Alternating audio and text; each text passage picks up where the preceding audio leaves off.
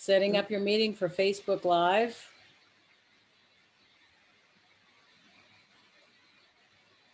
Done. Redirecting to Facebook Live page.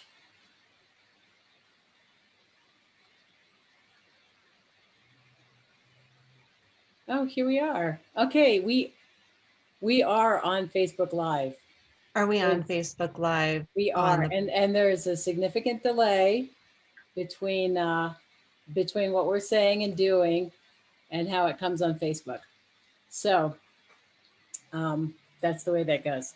All right, I see it. I do not know if anybody's on, and this is, but if you are, this is our very first Facebook Live. Yes. Can you monitor it and see if anybody has any questions? I am monitoring. Okay, good, because I could open up my iPad, but okay, so we finally got Facebook Live to work. Yes, we did. This is Pro Musica Colorado Chamber Orchestra. I'm the music director, Maestra Katsarelis, and this is our board president, Katie Schmidt. And, hello, everyone. And you were going to ask me things. We were going to talk about things. Let's talk about some stuff, Cynthia. This is wonderful that we are able to do this. Yay. Yeah, better late than never. So, all right, Cynthia, I want to hear your take on our new concert season, because you've been passionate talking about it from the beginning, from the very first time that you told even the board about it. So it's a strange thing to be planning a concert season during a pandemic. So what are you most excited about for this season? Well, I'm excited that we're going to have a season. That's one thing.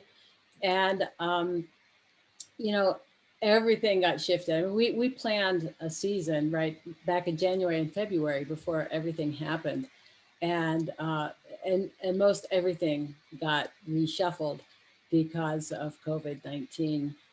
And, you know, things got canceled at the, you know, in the spring. Most of our concerts, all the concerts got canceled.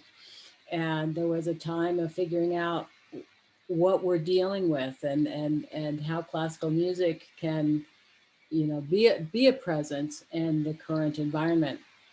Unfortunately, all the, you know, the health departments and the scientists at CU Boulder who are guiding the College of Music did also tests on musical instruments and aerosols and all that stuff. And so that gave us some sort of an idea of what could happen and what couldn't happen. So one of the things that could not happen is the Messiah, because of the aerosols and the chorus. And so, you know, and also having a lot of wind players, or having so many players on the stage that we can't social distance, you know, 6 feet between each player, 8 feet or more for a wind player if we would have one. So all these things came about, and so we did what musicians do. We got creative, and one of, I mean, a lot of things came about. One being that since we were programming in July, August, and September, then the call was to respond to the time that we're in. Certainly the safety requirements, but I also think emotionally and where we are as a people at this point in time. And then we have our own stuff. I mean, as you know, Katie, we are very passionate about our mission. We're passionate about our mission to present traditional, innovative, and diverse music, setting them in dialogue with one another, bringing fresh perspectives to old music, and bringing the visceral immediacy of new music, and bringing in fabulous new voices that just haven't been heard for whatever reasons, usually unjust. So it was important to us to stay on mission within all of the safety requirements, you know, of the current situation. And So and we, we searched for music that would meet this moment, and Mm. we wanted music that was very healing. So the Dvorak String Serenade is something that musicians say, "Oh, this is balm for the soul." It's just so wonderful to play. The Tchaikovsky String Serenade has elements of that. We wanted music that was comforting, and Yumi Wang Williams playing, two of Vivaldi's seasons, especially fall and winter, uh, has a warm, cozy, comfortable feeling to it. We wanted to present music that has some of the joy of discovery. And that's where pieces like Samuel Coleridge Taylor's novelette and will be just a delightful experience for our audience. Yeah. If you like Elgar's and Von Williams' string writing, you are just absolutely going to bask in the Samuel Coleridge Taylor music. Also in the Discovery range, we're doing the Joseph Boulogne, the Chevalier de Saint Georges, Violin Concerto number 9. And, you know, this guy's really, he was a virtuoso violinist. He was a virtuoso composer and conductor, but he was also a champion fencer, and which was very, very important in those days, in the 18th century in Paris. And so this particular violin concerto is like crazy swashbuckling. It's like a swashbuckling violin concerto. And I thought, well, who should we get to play a swashbuckling violin concerto? And it's like, I wonder if Harumi Rhodes is available. It's like, how could that be? She's in the Takash String Quartet. They're all over the world all the time, but maybe they're grounded just like the rest of us. And so I emailed her. And so we have Harumi playing this piece. And we have more discoveries with the world premiere that we're doing, the Jordan Holloway world premiere. He's the CU composition competition winner. And he's a very, very delightful and serious artist. And we're looking forward to that. And in terms of writing music for this time, we also are doing Copeland's Appalachian Spring. This is in May. And Carter Pan's Three Secrets in Maine, on a program also with Nicolas Farah on guitar joining us. But the thing about the Appalachian Spring and also the Carter Pan piece is that this American music will remind us of who we are, Mm. which is one of the things music does. So we've got the Wow. healing, the comforting, the discoveries, the joyful discoveries, and this reminder of who we are as a people, and and the best of it. I mean, there's the beautiful landscapes. There's the nature that's in Carter Pan's piece and kind of implied in Copeland's piece, and that whole Americana that's in every note that Copeland wrote, and the Shaker hymn that's in it and all. So um, that these are the kinds of things that I was thinking about since we had to reprogram everything. It had to be mostly string players, because string players can wear masks. They can sit or stand 6 feet away from each other, one on a stand. Um, because we're a professional chamber orchestra and our players are so strong, they can make a real joyful noise, a big sound with just a handful of great string players.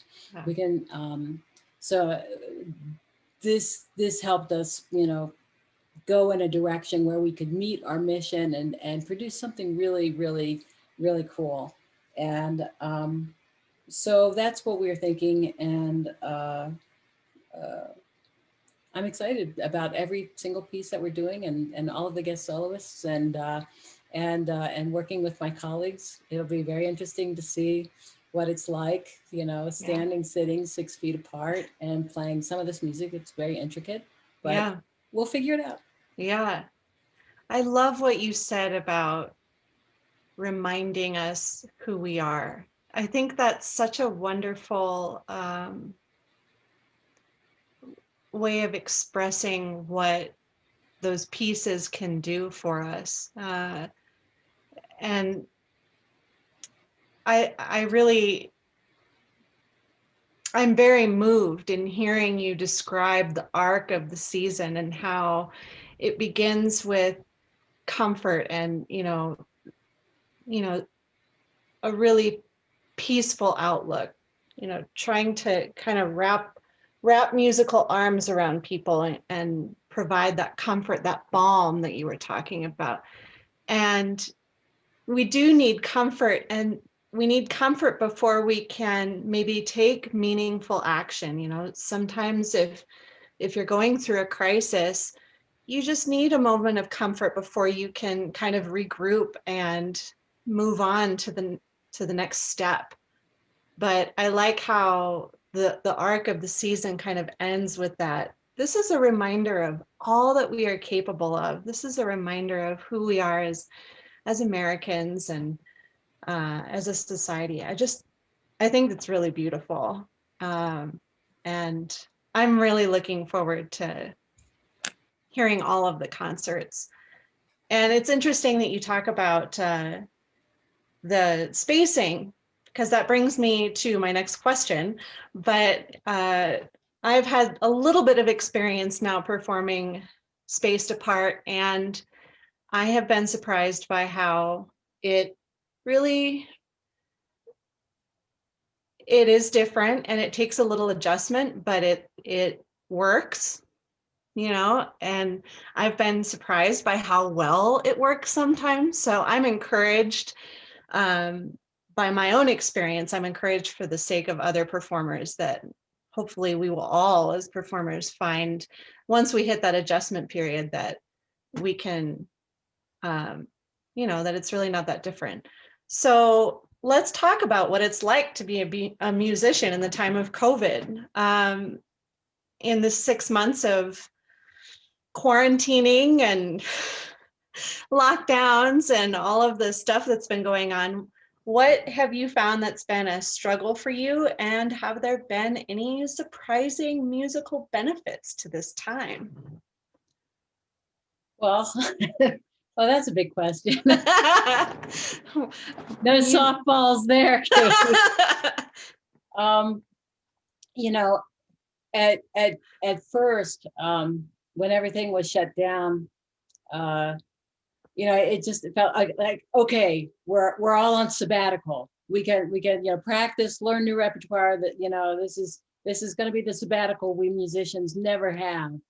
But then the gravity of the situation took hold. I mean, the wow, this is a sabbatical lasted about a week or so until until the terrible things started happening. And of course, New York was one of the first to get hit, and all of us musicians have friends working in New York, and we had a couple of people pretty early on get COVID,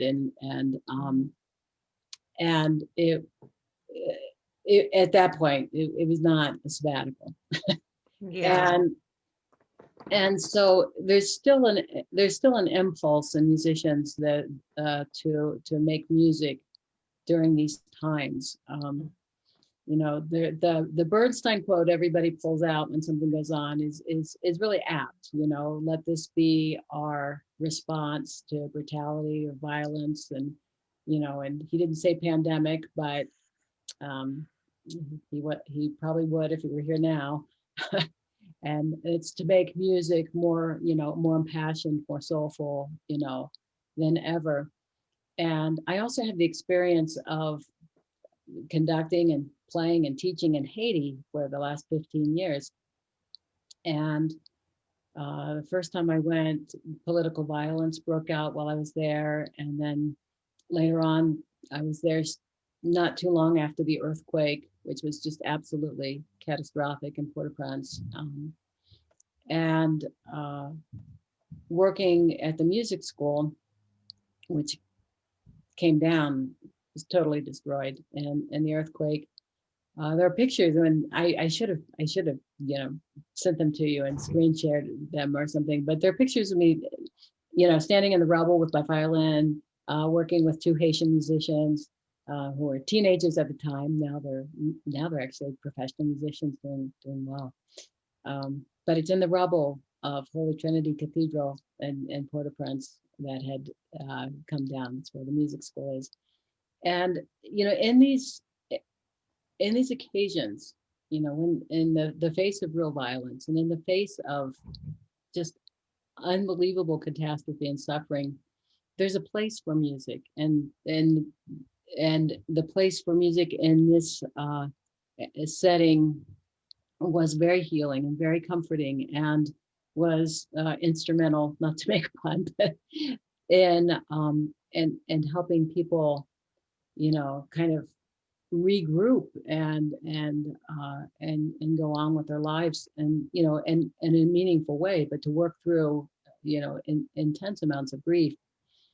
And it's what music does and can do. I mean, that healing, comforting part. And it reminds us of our humanity. I mean, in the midst of horrible trauma, you can lose track of your own humanity, and you can lose track of others' humanity. Mm-hmm. And I think that's also true in this pandemic, because it's so isolating. Yeah. And so I think that music has that capacity to pull at our heartstrings and remind us, of who we are, and who our fellow travelers are, and connect us, and allow us to come together. At least at the point of our humanity, if nowhere else. so so that's my experience, and I have no doubt that music is and will continue to be a force for healing and pulling ourselves together, and a coming together. And that was my response to the pandemic. And there's some ups and downs along the way to figure this all out, and to figure out how that's going to play out. But that's been the issue. And then some of the benefits have been that, there have been all these Zooms with colleagues that I haven't seen in a gazillion years, and now they're leaders doing this or doing that or whatever, and we're having these Zooms about the orchestral field, and about diverse composers. And there was an International Women Conductors Symposium that had like 976 participants. Wow. And they did it. It was supposed to be at a place, right, in the fall, in the spring. And of course it didn't happen. But I think the digital version is so much better, because the participation rate was just huge. Wow. And we were hearing from people all over the world, women, and what was working for them, or what was problematic for them. And the La Maestra competition was happening the same week, the competition for young women conductors in Paris. Marin Alsop was on the jury for that, and they got a winner last week, and it was going on at the same time. And so in a way, Zoom is connecting us in a way that it could have before. It's been here. Yeah. but the pandemic sort of pushes that.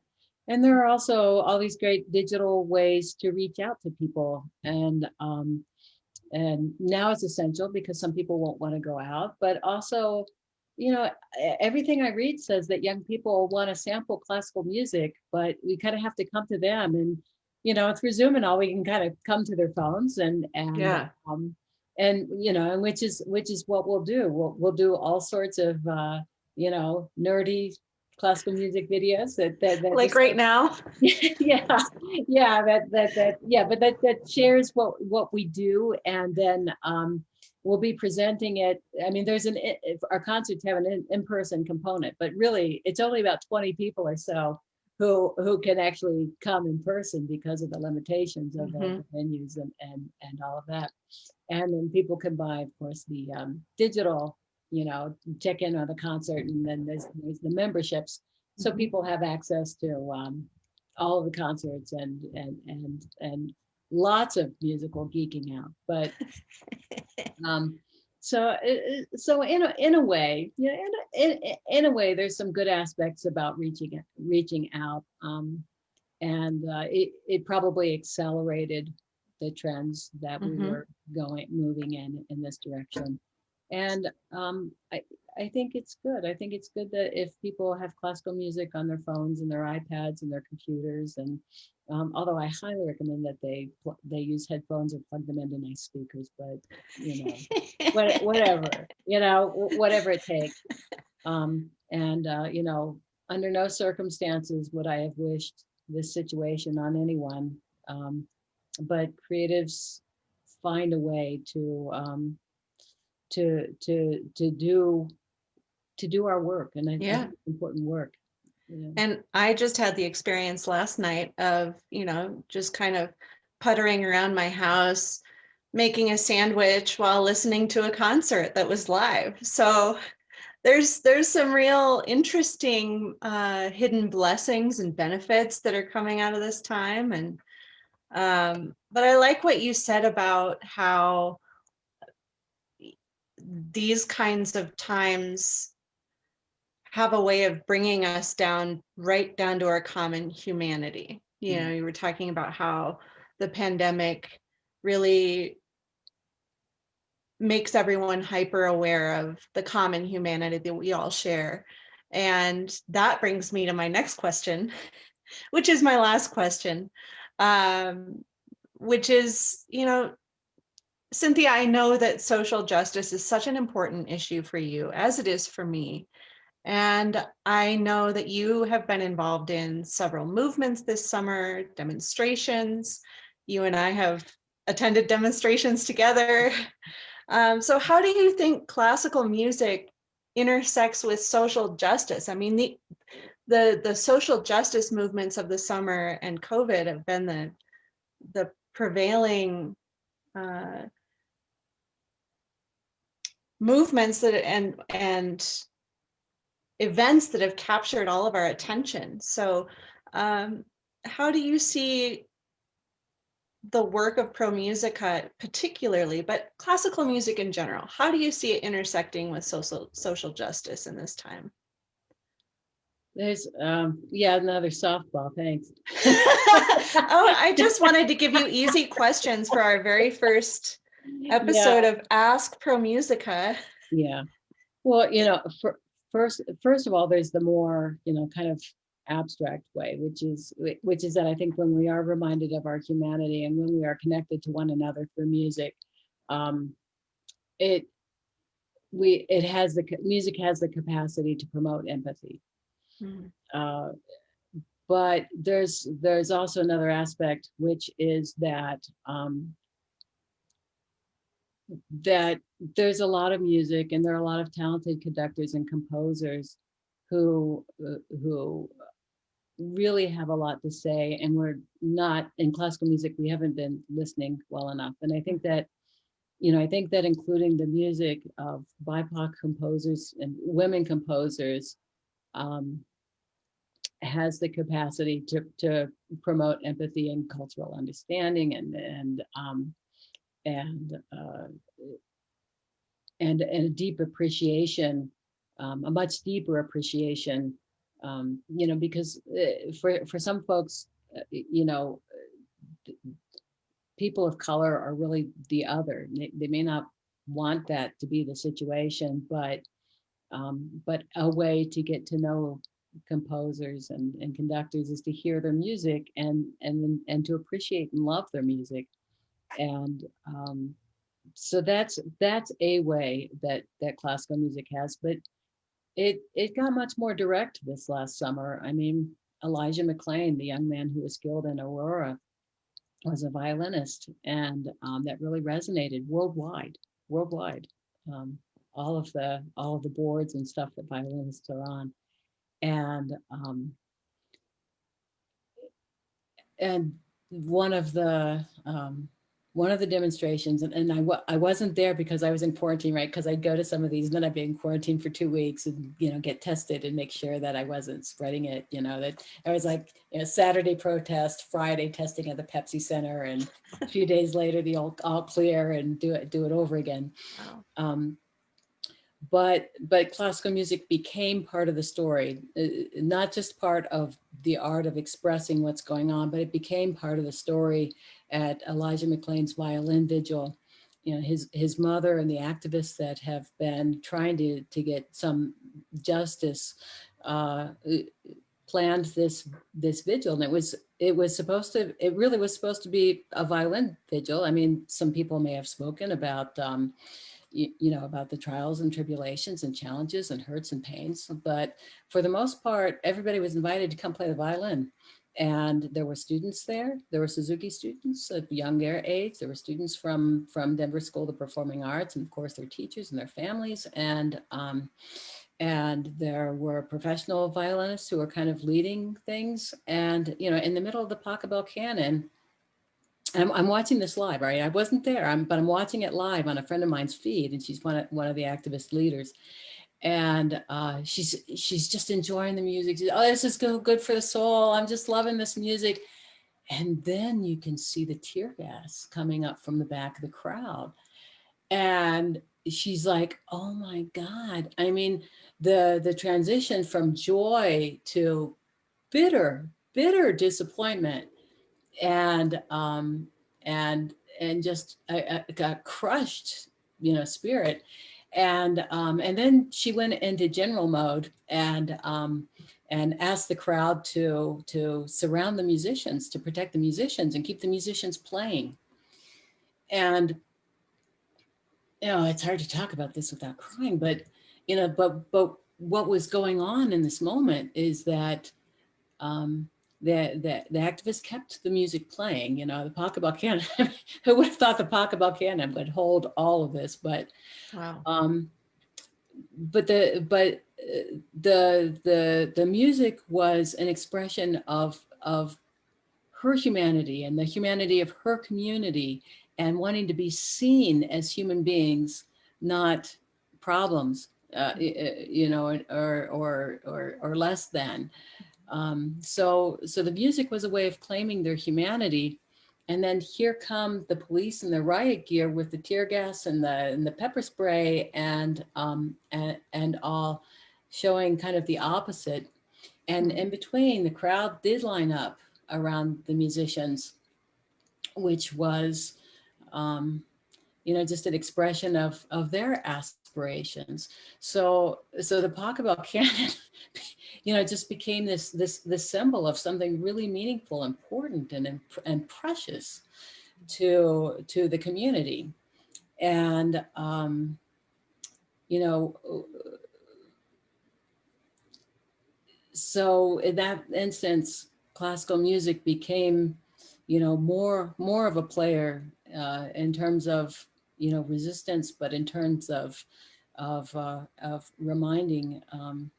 And for some reason, the cops stopped their advance, whether it was the crowd tried to convey to them that there were children in the crowd. Yeah. There was also national news cameras around.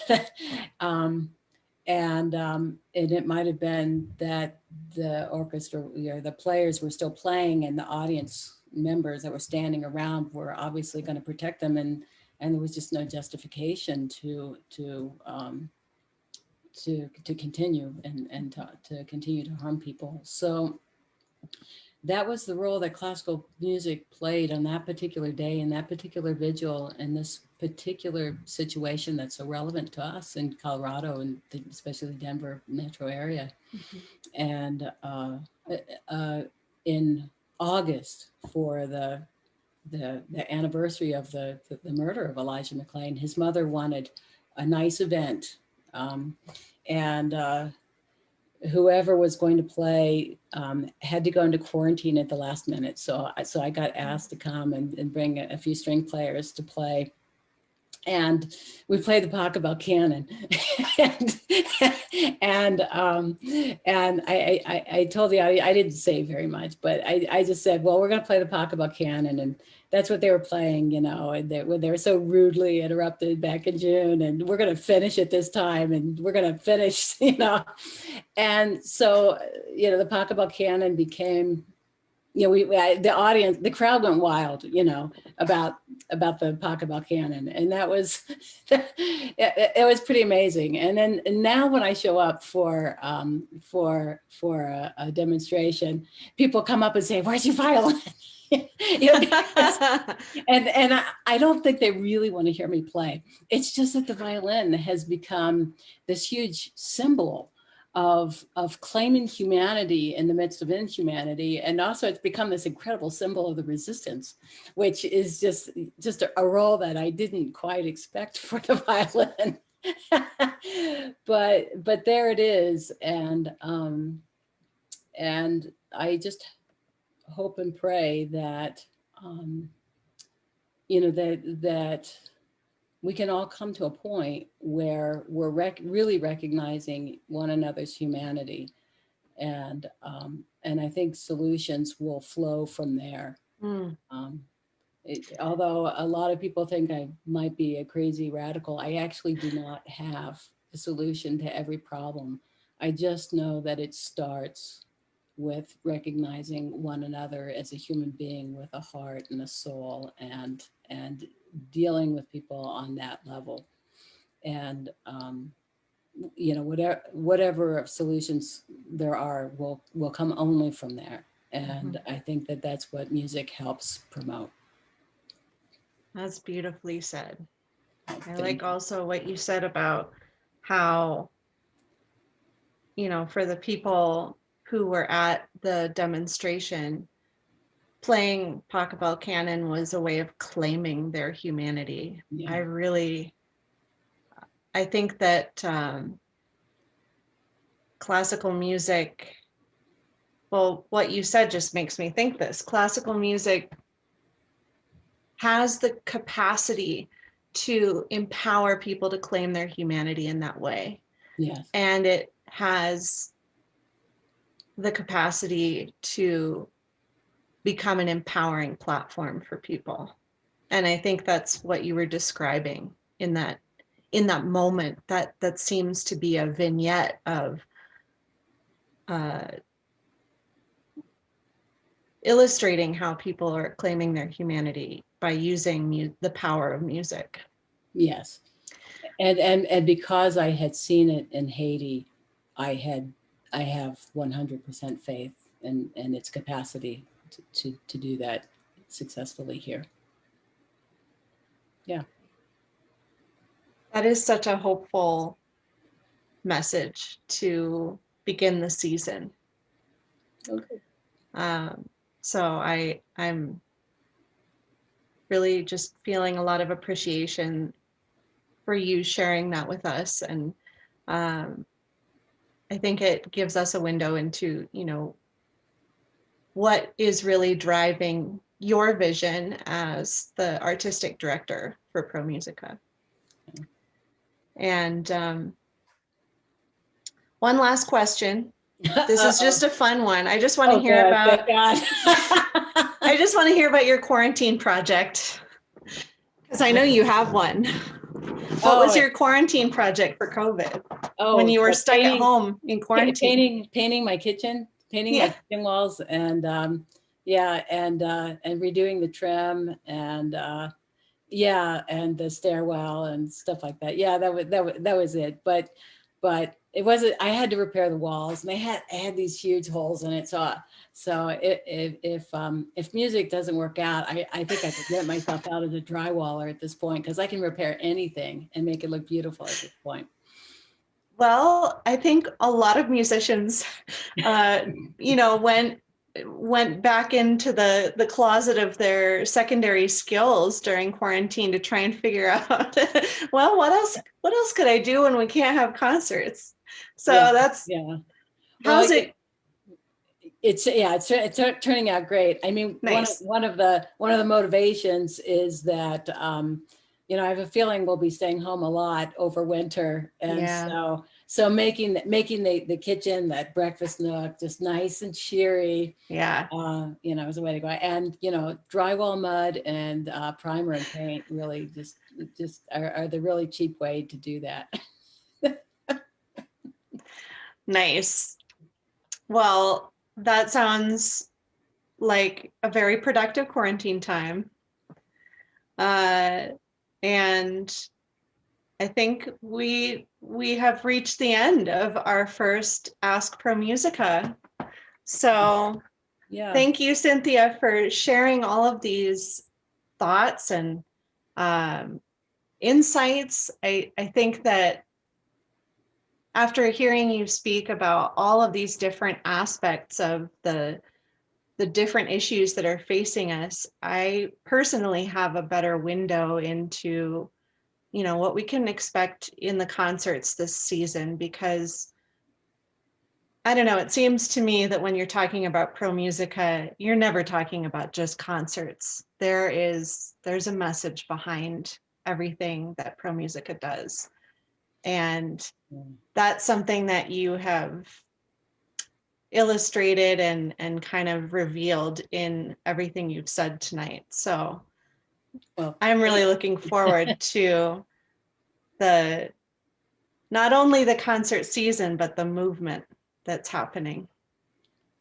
well, thank you very much, and thanks for asking me these questions and getting us, you know, doing the Facebook Live, and we'll see where it goes. Yeah. Okay. Well, let's sign off, and thanks everyone for tuning in. We will be doing these hopefully every month, so please do keep an eye out on our Facebook page for upcoming Ask Pro Musica episodes, and we will catch you the next time. Yay! Thank you, Katie. Thank you, Okay. Cynthia. Take care, y'all.